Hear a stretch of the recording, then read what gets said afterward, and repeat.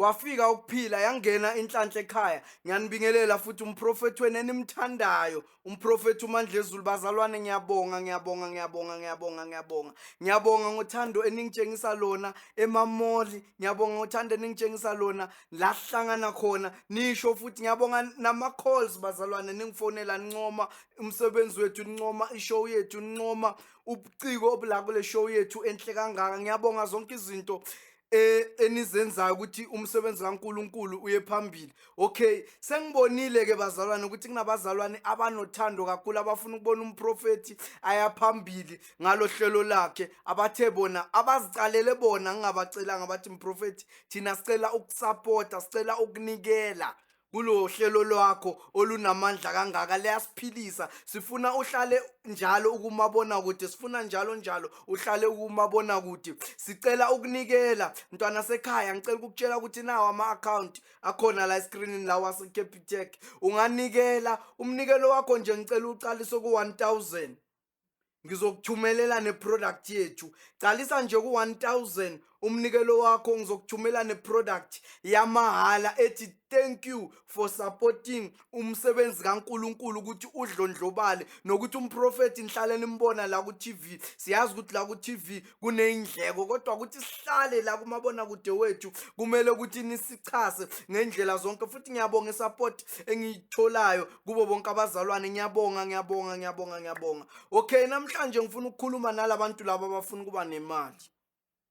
Kunabantu nje abathanda i-soft life, kunabantu abafuna ukuba nemali, kunabantu abafuna ukuphila kamnandi. So namhlanje ngizele labo bantu laba, ngifuna ukubatshela ukuthi nginayo i-product le enibonayo, i-product engiyithembile 100%, engingakutshela ukuthi mawungayithatha namhlanje ibhizinisi lakho lizophakama. Ongayithatha namhlanje izinto zakho zizoqaqa. Ongayithatha namhlanje konke okufisayo kuyenzeka. Nayi i-product yethu ibiza imali engango 5000. Yabantu laba abafuna imali 5000 mntanisekhaya, 5000. Kodwa kunemfihlo mawuyithatha engizokutshela yona siyi-2, imfihlo ukuthi kuyenzakalani. 5000 uze ngizokuphakamisela ibhizinisi lakho. Kunomfundisi, awumfundisi, kuyoze kube nini ukhonza nabantu abawu-3? Kuyoze kube nini nikhonza niyi-4 ebandleni? Woza umprofethi Mandlezulu une-grace yokubusisa. Khumbula mntanisekhaya ukuthi lento le ihamba ngesiphiwo, lento le mntanasekhaya ihamba ngegrace. Ungayifisa into ekimi kodwa ayinikezanga wena, ikimi kuthi mina ngiyindlulisele kuwe, kumele uze kimi. So abantu abaserious ngempilo, namhlanje ngikhuluma nabantu abaserious ngempilo, abathi nathi sifuna ukuphila i-soft life, nathi sifuna ukudrive imoto enkulu, nathi sifuna ukuhlala emzini emkhulu, nathi sifuna ukuphila kamnandi, nathi sifuna imali kungasabi i-stress, nathi sifuna imali iflourishe kuma-bank account wethu. Sizwile mprofethi ukuthi wena uney'nhlanga zemali, sizwile mprofethi ukuthi wena une-secret ngemali. Mntanasekhaya, ngifuna ukutshela iqiniso, nginayo i-secret ngemali. Ngiyazi imali ukuthi i-operate kanjani, ngiyazi isibusiso ukuthi sihlala kanjani. Ngithinte mina ke umprofethi Mandlezulu, ngiya-highlighta kuphela la i-TV. Iy'mfihlo zami ayikho neyi-1 engingayiveza la ku-TV ukuthi umuntu mase ngumsebenzela, umuntu mase simenzela iy'nsebenzo senzane. La ngi-highlighta kuphela.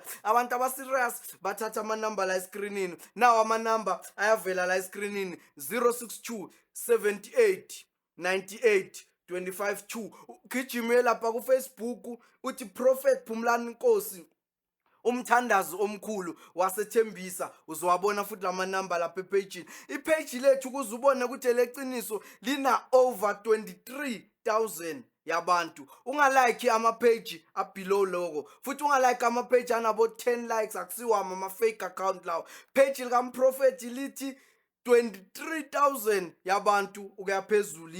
Ipage likamprofethi. Ngicela abantu abafuna imali ke manje, abantu abathi thina sikhathele ukuhlupheka, sikhathele thina ukuphila impilo yokupatanisa, manje sesifuna ukuphila kamnandi nathi sijabule.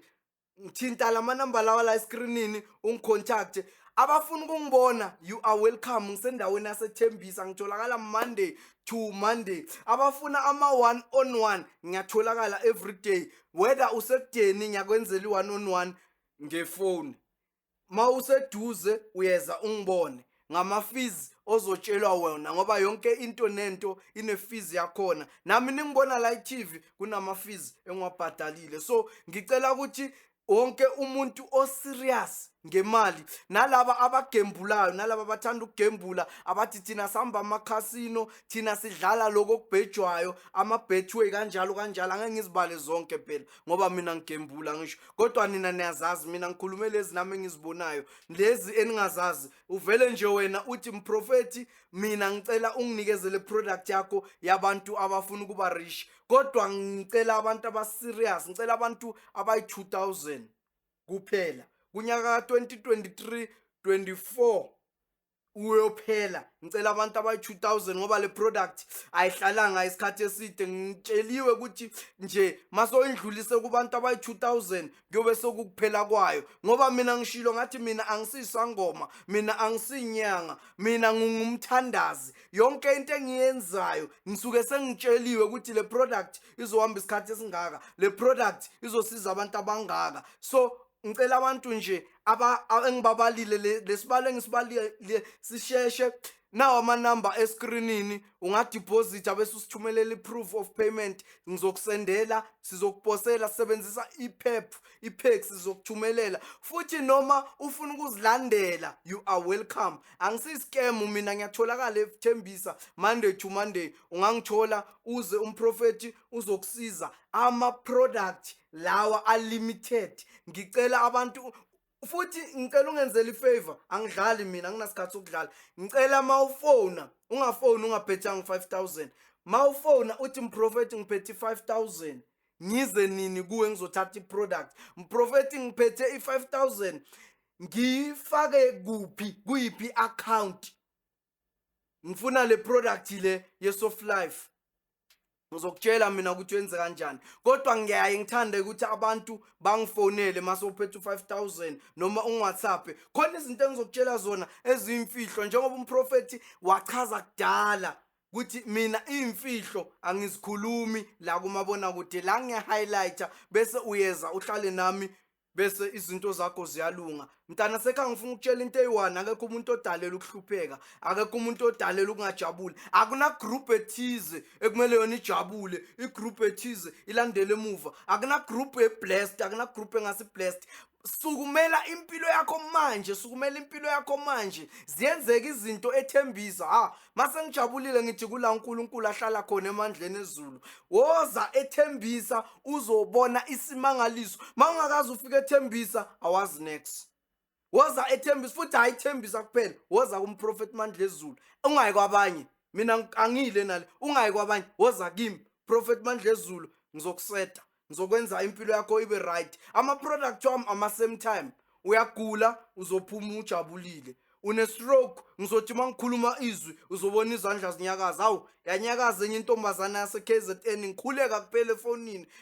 Usisi wakhe wathi, baba lo muntu lo njengoba anyakaza namhlanje ukuphampas, akaze anyakaze for 2 years. Uthe wena mawuthandaza wanyakaza. Mntana sekhaya, mawukhuluma nomprofethi uMandla ezulu izinto zizoyenzeka. Mawukhuluma nomprofethi uMandla ezulu wazi ukuthi ufike ePark Stage wahlula mina. Hayi mntana sekhaya, angisazi, angeke ngihluleke, ngiyabheja, angeke uhluleke. Mase uze kimi, uze Park Station, noma ngabe yisiphi isimo engizibalile nengingazibalanga. Ngihlale ngisho kuma-episode wethu ukuthi engisibalile nengingasibalanga. Okwakho nje ngithinte nawo amanamba escreenini. Siyabonga, amen.